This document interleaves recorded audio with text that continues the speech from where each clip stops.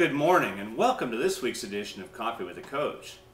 Last Sunday I was at church, and yeah, I go to church as some of you probably do too, and one thing the pastor talked about was the question, what defines you? Now he started talking about it because he said when he plans memorial services out, he likes to meet with the family and he asked that question, what defined that individual?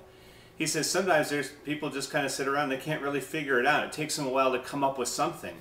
Other times though, they just go on and on about all the things that define that person that they now, of course, they're missing.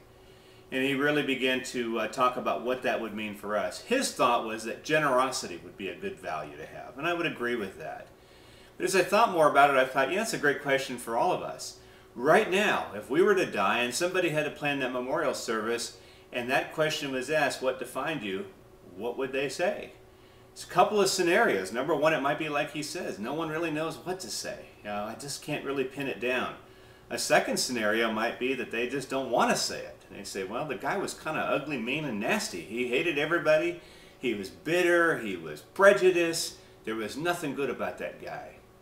But a third scenario might be, wow, where do we start? There's so many great values. He was generous. He was kind. He was funny.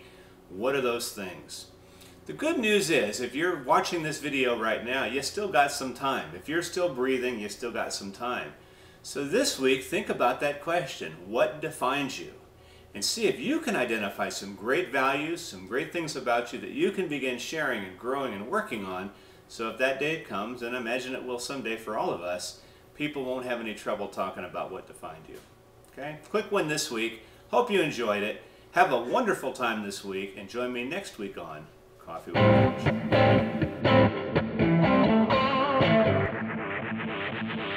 Coach.